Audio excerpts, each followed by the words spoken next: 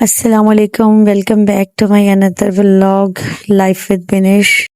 आज मैं आपके साथ बहुत ही इम्पोर्टेंट टॉपिक पे बात करने लगी हूँ। ऑटोमेटिक मशीन जो कि हर घर का ही मसला है, मतलब इसको साफ रखना बहुत मुश्किल काम है। आज मैंने सोचा मैं ना वॉशिंग मशीन को साफ कर लूँ, क्योंकि मेरी मशीन भी बहुत ख़राब हो रही थी। एक तो ये आउटडोर पड़ी हुई थी, दूसरा इसका टब क्लीनिंग वाला जो प्रोसीजर था वो करना था। सबसे पहले मैंने इसमें मीठा सोडा पानी में डाल दिया और इसमें लेमन मैक्स, और उसके अलावा इसमें 1 चम्मच सिरके का ऐड किया, और इस तरह से ये जो है ना एक मिक्सचर तैयार हो गया। इसके बाद मैंने वॉशिंग मशीन को ओपन किया। इसकी जो साइड पे ये डिब्बियाँ होती हैं, इनको पहले मैंने खोल लिया, क्योंकि इनके अंदर भी बहुत सारी डस्ट होती है। तो आए सबसे पहले हम स्टार्ट करते हैं। इसका जो वाटर वाला पाइप होता है ना, इसमें एक छोटी सी जाली लगी हुई थी, इसको खोल लेते हैं। इसमें ना मतलब डस्ट वगैरह आ जाती है, समटाइम जंग होती है, बहुत सारी चीज़ें होती हैं। जो पानी का जो बहाव है ना वो कम हो जाता है, आपका जो पानी का प्रेशर है वो नहीं रहता। मेरी मशीन भी बहुत कम पानी लेती थी, मुझे लगता था पता नहीं इसमें कोई इशू है या ये ख़राब हो गई है, समझ में नहीं आ रहा था अब क्या करूँ। तो ये देखें ये कितनी गंदी हो रही है। इसको मैंने एक ब्रश की मदद से वो पेस्ट जो मैंने बनाया था ना पानी का, सिरका और उसमें वो मीठा सोडा डालकर, लेमन मैक्स का जो था उसमें लिक्विड था, ये उसके साथ मैंने इसको साफ़ किया अच्छी तरह से ब्रश के साथ। बहुत ज़्यादा आपने इसको रगड़ना नहीं है, क्योंकि बहुत ही सेंसिटिव होती हैं ये चीज़ें, और ये बहुत ब्रश की हेल्प से आपने इसको मतलब अच्छी तरह से साफ़ कर लेना। फिर एक कपड़ा ले लें, उसके साथ इसको साफ़ करें, फिर अगेन इसको ब्रश के साथ, जब तक ये अच्छी तरह से साफ़ ना हो जाए ना, इसको मतलब आपने ब्रश से कभी कपड़े के साथ साफ़ करके आहिस्ता आहिस्ता इसमें से जो डस्ट फंसी हुई है, जो कुछ भी है ना, वो निकाल देना है, ताकि इसमें से पानी का फ़्लो जो है ना वो सही रह जाए। पहले पानी का जो फ़्लो है उसको सेट करना है, क्योंकि मुझे इसका बहुत इशू आ रहा था। पानी का जो फ़्लो था ना वो बहुत कम आता था।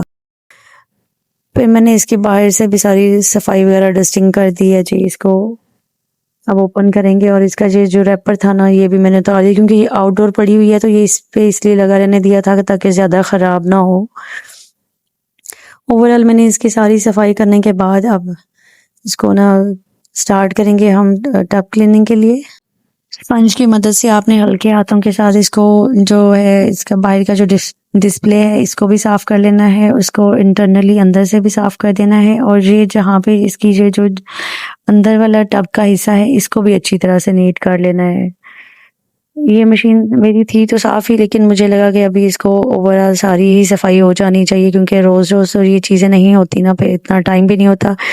ये जहाँ पे इसकी ये जो जालियाँ लगी हुई थी, मैंने इस जगह को भी साफ़ कर दिया। इसको भी जंग लग जाती है, कभी कभी पानी होता है, मट्टी होती है, इसको ना मतलब ये ख़राब हो जाती है। इसको भी आपने स्पंज की मदद से साफ़ कर लेना है। इसको अच्छी तरह से आपने ना डस्ट जो है रिमूव कर देनी है। इसकी साइडों पे भी, ऊपर वाली साइड जो है इंटरनली जो है ना टब की, उसको भी बहुत अच्छी तरह से साफ़ कर लें, ताकि नीट और क्लीन हो जाए जो मशीन है ना।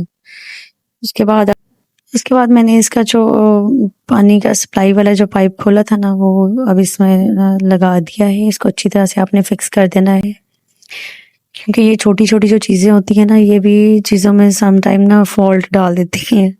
मुझे लग रहा था मेरी मशीन ही ख़राब हो गई है, पता नहीं इसको क्या इशू हो गया, क्योंकि इसमें पानी नहीं आ रहा था। तो लेकिन पानी का फ़्लो तो इस वजह से कम हुआ हुआ था कि वो उसमें डस्ट फंसी हुई थी, जंग लगी हुई थी जी। ये देखिए मैंने अब इसमें वो जो मिक्सचर पानी का बनाया था वो डाल दिया है, और मैं इसको ना टब क्लीनिंग पे ऑटो सेलेक्ट कर दूंगी। आपने प्रोग्राम और जो सेट वाला बटन है ना उसको थोड़ी देर के लिए होल्ड करके रखना है, तो ये ऑटोमेटिकली सिलेक्ट हो जाएगा।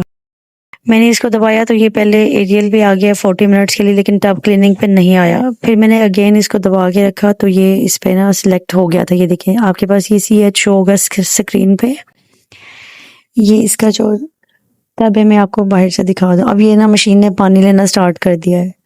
दूसरी तरफ मैंने ये जो जालियाँ हैं ना वो डब्बे में भिगो के रख दी थी थोड़ी देर के लिए इनको, ताकि इसमें जो डस्ट है और जो मिट्टी है फंसी हुई है, जो कपड़ों की मैल होती है ना, इसको तो वैसे जब भी आप कपड़े वॉश करें हर बार ही इनको वॉश करना ज़रूरी होता है। ये देखें इसको खोल के, इसके अंदर से ये बहुत सारी जो है ना मैल डस्ट ये निकल रहा है।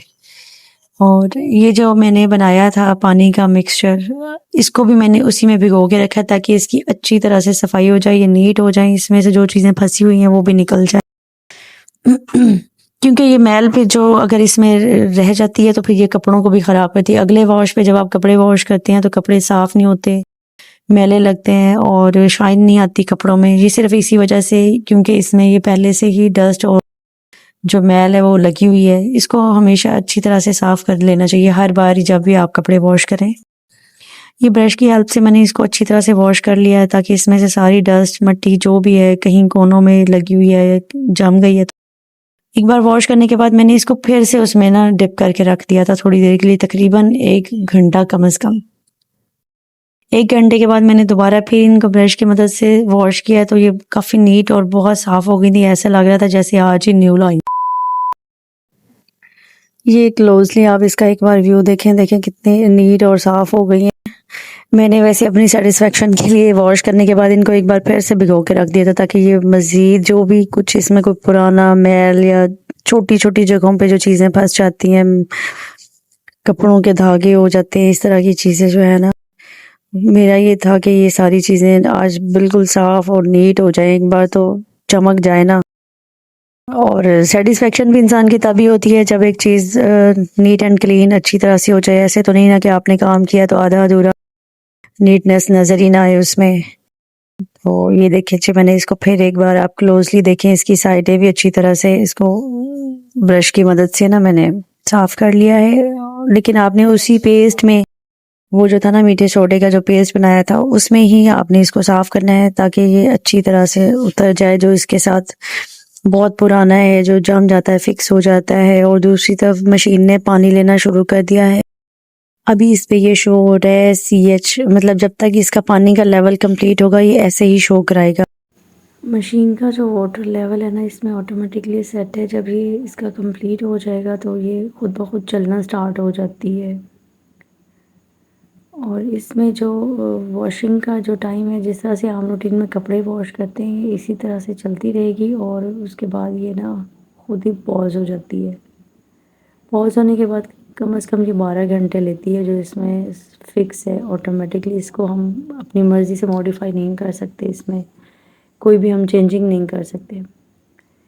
ये मशीन अब पॉज हो चुकी है। इसमें पानी जो है वो स्टिल वही है जो हमने ऐड किया था पहले टाइम में। ये बार बार पानी भी चेंज नहीं करती, उसी पानी में ही इसने टब क्लीन करना है। ये देख, फिर मैंने कोई 1 घंटे के बाद चेक किया तो इसमें 7 आवर्स आ रहे थे। अब तकरीबन रात के 11 बजे का टाइम था तो इस पर अब 6 आवर शो करा रहा है। और इस तरह से ये मशीन जो है ना पॉज पे ही है स्टिल। पॉज पे इसलिए है कि इसके अंदर जो डस्ट और मिट्टी है ना ताकि वो अच्छी तरह से निकल जाए। सुबह का 5 बजे का टाइम है जब मैंने उठकर देखा मशीन को तो मशीन बंद हो चुकी थी और उसका जो पानी उसके अंदर था वो भी सारा निकल गया था। मशीन बिल्कुल अंदर से नीट और क्लीन हो गई। इसका जो टब है ना वो वॉश हो गया था। एक तो ये बार बार पानी नहीं लेती, दूसरा ये कुछ लोगों को ये होगा कि शायद ये मतलब मुसलसल चलती रहेगी, चलती नहीं है, ये पॉज ही रहती है। एंड पे इसका सिर्फ वॉशिंग प्रोसीजर जो होता है स्टार्ट होता है। कि मैंने इसमें से जो जालियाँ निकाली थी उनको मैं उनकी जगह पे अगेन फिक्स कर दूँगी।